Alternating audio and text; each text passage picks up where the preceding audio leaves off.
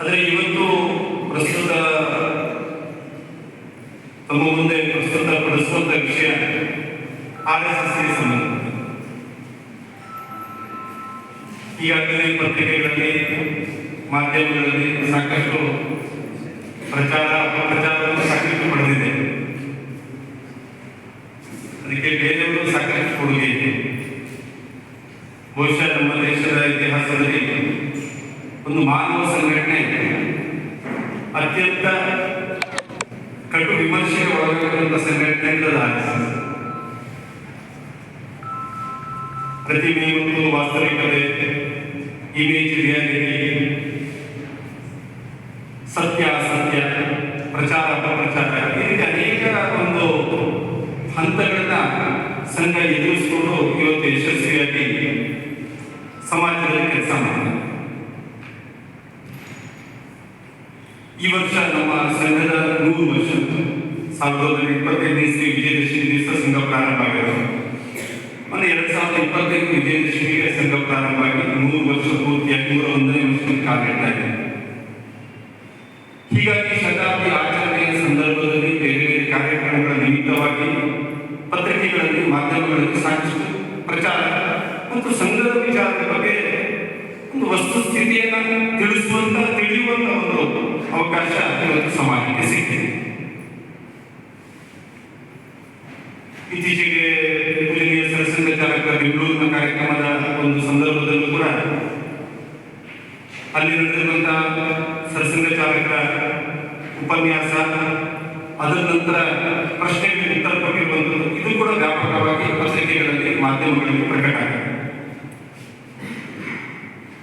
ಹೀಗಾಗಿ ಒಂದಾದ ಕಾಲದಲ್ಲಿ 50 ವರ್ಷಗಳ ಕೆಳಗೆ RSS ಬಗ್ಗೆ ಪತ್ರಿಕೆಗಳು.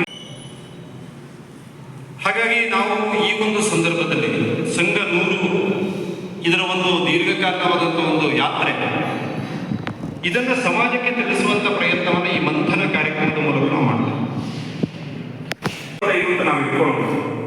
ಆ ರೀತಿ ನಮ್ಮ ಸಂಘಟನೆಯ ಬೆಳೆದಿರುವಂತಹ ರೀತಿ ಅದು ಕೂಡ ಒಂದು ಭಿನ್ನವಾಗಿದೆ. ಈ ರೀತಿ 3 ಹಂತಗಳಲ್ಲಿ ನಾವು ಸಂಘವನ್ನ, ಈ ಸಂಘಟನೆ ಮತ್ತು ಸೇವೆಯ ಯಾತ್ರೆಯನ್ನು ನಾವು ಸ್ವಲ್ಪ ಅರ್ಥ ಮಾಡಬಹುದು. ಪ್ರಾರಂಭದಲ್ಲಿ ಸಂಘದ ಸಂಸ್ಥಾಪನೆ ಮಾಡಿದಂತ ಡಾಕ್ಟರ್ ಕೇಶವ ಬಲಿರಾಮ್ ಹೆಗಡೆವಾರ್, ನಾವು ಡಾಕ್ಟರ್ ಜೀವಿತ, ಅವರ ಜೀವನದ ಬಗ್ಗೆ ಸಣ್ಣ ಒಂದು ಪರಿಚಯವನ್ನು ನಾವು ಮಾಡ್ಕೊಳ್ಬೇಕು. ಯಾಕೆಂದ್ರೆ ಅವರ ವಿಷನ್, ಆ ವಿಷನ್ ಆಗಿ ಪರಿವರ್ತನೆ ಮಾಡಿರುವಂಥದ್ದು ಇದು ಡಾಕ್ಟರ್ ಅವರ ಜೀವನದ ವಿಷನ್ ಅನೇಕರಿಗೆ ಇರುತ್ತೆ, ಕಲ್ಪನೆ ಅನೇಕರಿಗೆ ಇರುತ್ತೆ. ಆದರೆ ಡಾಕ್ಟರ್ ಅವರ ವಿಶೇಷ ಏನಂತ ಹೇಳಿದ್ರೆ ತಮ್ಮ ಕಲ್ಪನೆಯನ್ನು ಸಾಕಾರಗೊಳಿಸುವಂತ ಒಂದು ಕಾರ್ಯತಂತ್ರವನ್ನು ರೂಪಿಸಿರುವಂಥದ್ದು ಇದು ಡಾಕ್ಟರ್ ಅವರು ಸಂಘ ಪ್ರಾರಂಭ ಮಾಡಬೇಕು ಅಂತ ಯಾಕೆ ಅನಿಸ್ತು ಅನ್ನುವಂತ ಒಂದು ವಿಚಾರ ಬಂದಾಗ ಆ ಸಂದರ್ಭದಲ್ಲಿ ಡಾಕ್ಟರ್ ಜಿ ಅವರ ಒಂದು ಜೀವನದ ಪರಿಚಯವನ್ನು ನಾವು ಸಂಕ್ಷಿಪ್ತವಾಗಿ ಮಾಡಬಹುದು. 1914 ಮೆಡಿಕಲ್ ಪದವಿ ಮುಗಿಯಿತು. ಕಲ್ಕತ್ತಾದ ಮೆಡಿಕಲ್ ಕಾಲೇಜಲ್ಲಿ ಮೆಡಿಕಲ್ ಪದವಿ ಮುಗಿಸಿಕೊಂಡು ನಾಗಪುರ ಅಂದ್ರೆ ಸಂಘ ಇಲ್ಲಿ ಪ್ರಾರಂಭ ಆಯಿತು. ನಾಗಪುರಕ್ಕೆ ಡಾಕ್ಟರ್ ಜಿ ವಾಪಸ್ ಕೇಶವ ಬಲರಾಮ್ ಹೆಗಡೆವಾರ್.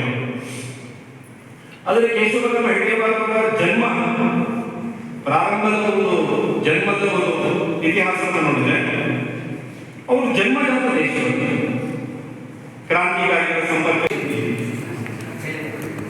ಹೀಗಾಗಿ ನಿರ್ಣಯ ಹಿಂದೂ ವಿಚಾರ ಸಂಬಂಧವಾಗಿ ಏನಾದರೂ ವಿಷಯ ಚರ್ಚೆ ಮಾಡಬೇಕು. ಸಂಘದ ಅಭಿಪ್ರಾಯ ಯಾರಾದರೂ ಮಾಡಿದ್ರೆ ಅದು ಕೂಡ ನಮಗೆ ಲಾಭ ಆಗಿದೆ ಅಂತ, ಅದು ಸರಿಯಲ್ಲ. ಸಂಘ ಬಹಳಷ್ಟು ಬೆಳೆದಿದೆ. ಅಷ್ಟೇ ಪ್ರಶ್ನೆ ಬಂದ್ಬಿಟ್ಟಿದೆ, ಬಹಳಷ್ಟು ಬೆಳೆದಿದೆ. ನಾನು ಅನ್ಕೊಂಡಿದ್ದೆ ಈ ಶತಾಬ್ದಿ ಬಹಳ ವಿಜೃಂಭಣೆಯಿಂದ ಮಾಡ್ತಾರೆ ಅಂತ ನಾನು ಅನ್ಕೊಂಡಿದ್ದೆ. ಇಷ್ಟೊಂದು ಸರಳವಾಗಿ ಕಾರ್ಯಕ್ರಮಗಳನ್ನು ರೂಪಿಸ್ಕೊಂಡಿರೋದು ನನ್ನ ಒಂದು ಸಂದೇಹ.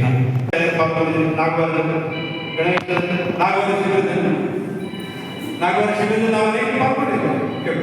ಅಷ್ಟು ದೊಡ್ಡ ಕಾರ್ಯಕ್ರಮ ನಾವು ಯಾವಾಗ ಮಾಡಿದ್ದೇವೆ? ಮಂಗಳೂರಿನಲ್ಲಿ 2013ನೇ ಇಸ್ವಿಯಲ್ಲಿ 1,00,000 ಜನರು ಒಂದೇ ವಿಭಾಗದಲ್ಲಿ ಸೇರಿಸಿದ್ರು. ನಮ್ಮಲ್ಲಿ ದೊಡ್ಡ ಕಾರ್ಯಕ್ರಮ ಮಾಡೋದಕ್ಕೆ ಕೊರತೆ. ಈಗ ನಮ್ಮ ಉದ್ದೇಶ ಯಾಕಂತ ಹೇಳಿದ್ರೆ ಪ್ರತಿ ಮಂಡಲ, ಪ್ರತಿ ವಸತಿ ಇದು ಒಂದು ಸಕ್ರಿಯ ಯೂನಿಟ್ ಆಗಬೇಕು.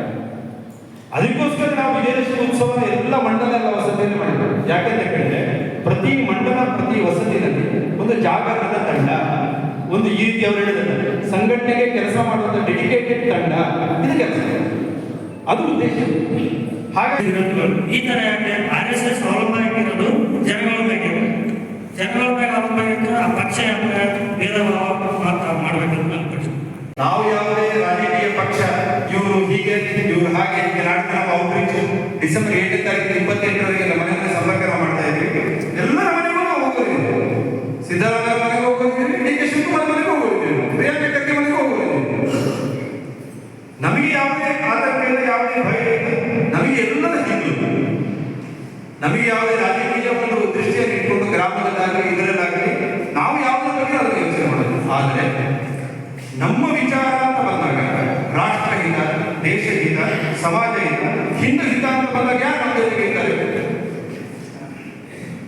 ಅವ್ರು ಜನಕ್ಕೆ ಸಹಾಯಕ್ಕೆ ಸಂಘದ ಒಂದು ಒಡನಾಟ ಇದೆ. ಒಂದು ಎರಡನೇದು ಸ್ವಯಂ ಸೇವಕರು ಅಂತಂದ್ರು. ಈಗ ಭಾಜಪದಲ್ಲೂ ಕೂಡ ಸ್ವಯಂ ಸೇವಕರಿದ್ದಾರೆ. ಈ ಕಾರ್ಯಕ್ರಮಕ್ಕೆ ಸ್ಥಳ ಮಾಡಿಕೊಟ್ಟಂತ ಆರ್ಯವೈಶ್ಯ ಮಂಡಳಿಯವರಿಗೆ ಕೃತಜ್ಞಾಪೂರ್ವಕ ವಂದನೆಗಳು. ಕಾರ್ಯಕ್ರಮಕ್ಕೆ ಪ್ರತ್ಯಕ್ಷವಾಗಿ ಪರೋಕ್ಷವಾಗಿ ಸಹಕರಿಸಿದ ಎಲ್ಲರಿಗೂ ತುಂಬ ಹೃದಯದ